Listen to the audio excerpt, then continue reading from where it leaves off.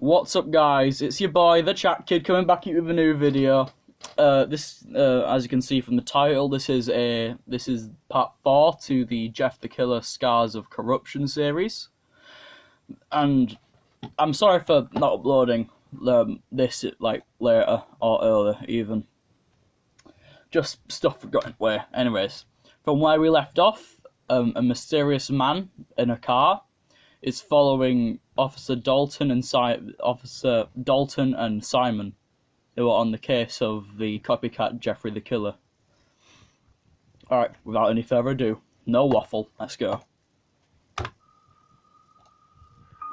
Dalton slowed and activated his blinker, pulling his old Buick Regal to the shoulder of the road. The vehicle, a massive pickup truck that looked old but as solid as a tank, slowed to a stop as well. "They're just sitting in the street," Simon whispered. Dalton lowered his window and reached his arm out, gesturing for the truck to go around them.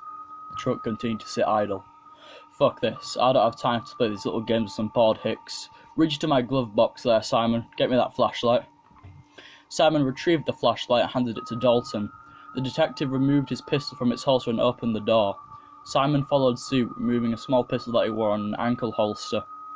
Once both men exited the vehicle, Dalton aimed the flashlight at the truck's windshield. "Can you see anything?" Simon asked. "Can't see for shit, they've got some dark tint on there or something.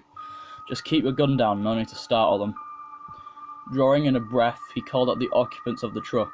"Do you need assistance?" Both officers waited for any sort of reaction. The truck continued to remain in place, its engine rumbling. "If you don't need assistance, keep it moving, you're obstructing a roadway." "Okay, Dalton, do you have a radio in your car? We should probably get some backup out here." "No radio, this is my personal vehicle. Use your cell phone. Call the precinct and let the dispatcher know to send a couple of units out here. We're on HWI 21, about a mile north of HWI 190. Simon removed his phone, and as he did, the truck suddenly sprung to life. There was no revving of the engine, no squealing of the tyres, just a truck that was now tearing towards them. Dalton dove back into the car and shut the door behind as the truck just sped by. "Fucking shit, what's he doing?" Dalton screamed. Simon ducked back into the passenger side, his cell phone forgotten in his hand. "Look, it's stopping again." The truck stopped yet about 20 feet in front of their car. "Do they have a plate? Can you see their license numbers?" Dalton shouted in frustration. "Not a plate that I can see. Hold on, let me get a picture." Simon raised his cell phone and snapped several pictures of the vehicle. "Okay, got it. I'm calling for backup now." "Wait, what the fuck are they doing?" Dalton interrupted. Both men watched as the passenger side window rolled down and what appeared to be a small brown box was thrown onto the street. No sooner did the box hit the pavement than the truck began to speed away. Dalton dropped his transmission into drive and began to follow as Simon spoke with MPD dispatch. "Yeah, it's a brown pickup, looks like an older model Jimmy 4x4. No license plates, it just attempted to run us down here on HWI 21. The vehicle just abandoned what appears to be a brown package on the highway. It is speeding northbound. Please send all additional units to intercept." "No, we don't know how many occupants. No, we don't know if they're armed. No, just try to run us off." "Give me that shit!" Dalton snapped and grabbed the phone from his partner. "June, goddammit, this is a fucking Dalton. Look, get some fucking units out here to rein this fucking truck in. I got pictures of it and I'm going to text you your damn cell phone. So make sure you're out there with the APB. Now stop asking these stupid questions and do your damn job, or God help me, I will tell everyone you're sleeping with Gus with the lazy eye." Dalton hung up and quickly dialed a new number into the phone. He tossed the phone into Simon's lap as he slowed the car down to next to the discarded little box in the street. "Hang on, we gotta grab that." "Are you sure? What if it's an explosive or some sort of chemical or powder or look? They want us to pick it up. They could have smashed my car into a cube with that monster truck of theirs, but instead they went to a lot of effort to make sure they had our attention. Now, text those photos you took of that truck to June. I already typed in her number for you." Dalton grabbed the brown box and threw it into the back seat before stomping the accelerator to the floor and pushing his old Buick to its limits. "Where the fuck did you go?" Dalton mumbled to himself. I've seen lots of little dirt roads back here. They could have pulled off while we were calling for backup or grabbing that box. Hell, that truck is built for off-roading. Could have just found a spot and pulled into the woods. Pretty soon the lights of the HWI 90 became visible, and the rural blacktop that was HWI 21 gave way to what passed as Mandeville's main drag of businesses. As the men pulled onto 190 and back into civilization, a tangible relief began to settle on both officers. Okay, the APP is out. Every cop in town will be patrolling for the truck tonight. I'll make sure to focus on the searches on those dirt roads back there. I say we stay on course here and head to the morgue. We'll inspect that box while we're in there. 2 birds with 1 fucking stone. Dalton, I have to admit, the way you handled everything back there, that was badass. Like, I thought you were that old lethargic dinosaur, but when that pressure kicks in, you turn into an old, modestly less lethargic dinosaur. You had a strained relationship with your father, didn't you, Simon? Me and Weekend Dad were pretty good. Weekday Dad was an asshole, though.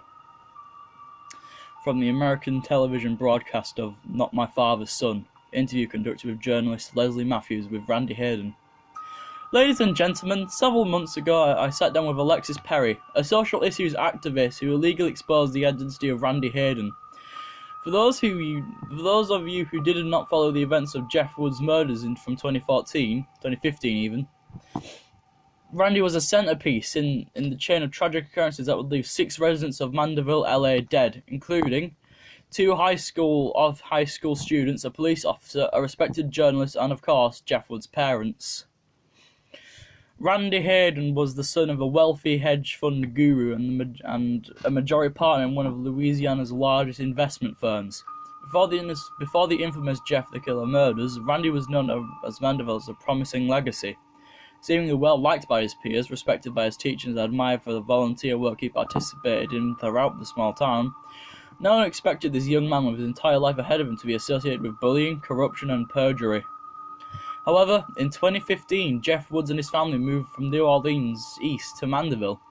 Jeff's father, Matthew Woods, had been promoted at work, and with that promotion came the opportunity to move to a better neighborhood and start a new life. Matt Woods had also found out that he worked now for Maxwell Hayden. In the late summer of 2015, Jeff and his brother Lou would encounter Randy Hayden along with his friends Troy Lockett and Keith Jacobson in the parking lot of a local shopping centre. A fight would break out, apparently over bicycles, and the police would intervene. Officer Donald Williamson of the Mandeville Police Department responded. At the time, no one was aware that Williamson would take a bribe from Maxwell Hayden in order to protect Randy. Williamson would manipulate the police report, reshaping the incident to place all the blame on Jeff and Lou Woods. A week later, Randy saw a chance at revenge.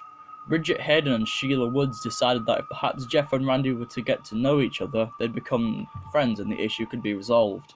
According to the testimonial in Monica Davenport's release of Jeff Woods' interview with a former editor, Randy led Jeff into his garage and threatened him with a flare gun after the boy's mothers left him in the house alone.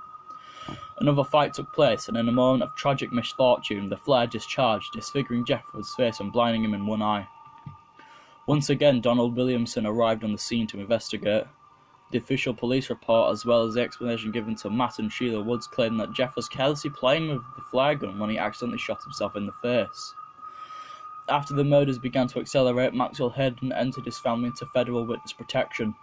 What would follow would be a flurry of accusations against Maxwell and his associates within the Mandeville city government. Lies were exposed, including the truth behind Jeff's injury. Randy had been responsible for the flare gun. Interview responses of the parents of Troy Lockett and Keith Jacobson changed drastically after the cover-ups were exposed. After the death of Jeff's parents but before the murder of Donald Williamson, the parents of Troy and Keith described Randy Hayden as a friendly, helpful and promising young man who was always there for his friends. After Maxwell Hayden and his family left Mandeville, though, their opinions changed. As more facts came to light, the same parents described Randy Hayden as a manipulative bully who used his father's money and influence to lord over his friends. 4 years have passed since Jeff the Killer stalked the streets of the sleepy little town. For most, life has returned to normal. However, for Randy Hayden, life has recently become based on a difficult decision: to remain hidden from society, living under a government-issued identity, or to step forward into the light and face the harsh criticisms of those like Alexis Perry. The citizens of Mandeville once praised him for being an intelligent heir to his father's kingdom. Lou once described him as a spoiled bully who couldn't accept losing a simple fight. Alexis Perry believed him to be a symbol of privilege and wealth, able to circumvent the law.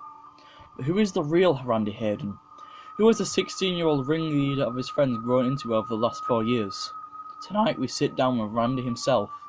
He's voluntarily removed himself from witness protection and wants to tell his story. Thank you for joining me tonight. I realise this must have been a difficult decision for you. It certainly went against my lawyer's advice, that's for sure. But I figured the secret is out, so why keep trying to hide? So, who was the real Randy Hayden back in 2015? Were you a manipulative bully, as so many have painted you to be? Were you the young blue chipper with the boundless future? Or were you the young community active role model? I never saw myself as any of those things, honestly.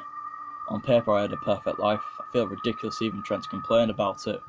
There were problems, of course, but compared to what other people have to deal with, I had it all. So what complicated that? How did you fall into this conspiracy of lies and corruption? There was always a constant pressure on me, even as I grew older. My father was obsessed with moulding me into this, I don't know, mascot? I had to be the best at everything I did. Grades, athletics, anything. I had to be the best. And if you failed, my parents would shun me for a while.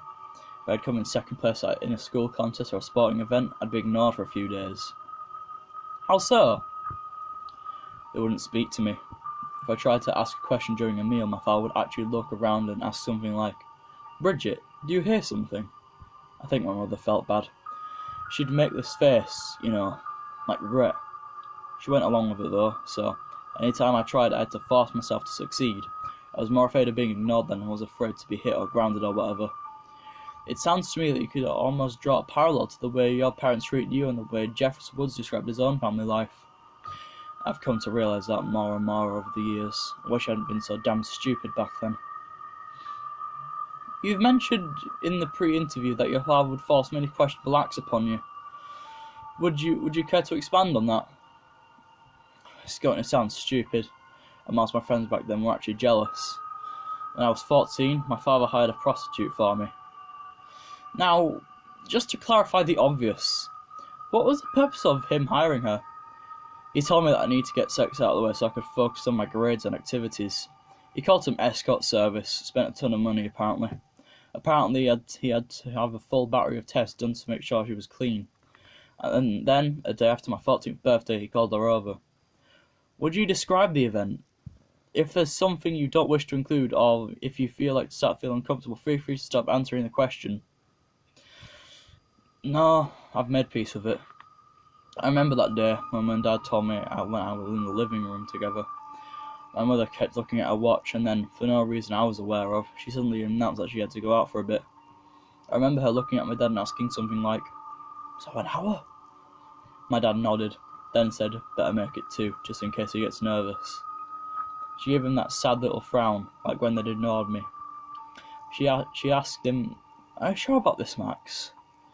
My dad gave her an annoyed wave, like sheering out of the place. I guess he was sure. What happened next? The woman arrived. She was attractive, I remember that.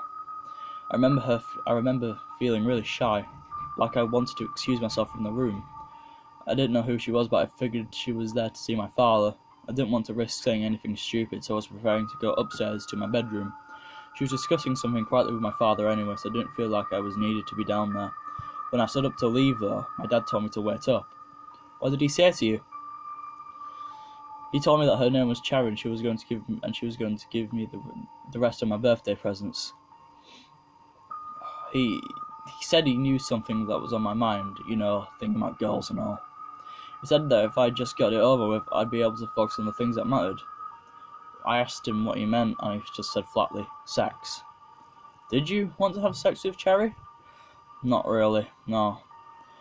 It was like watching my dad smoke a cigarette.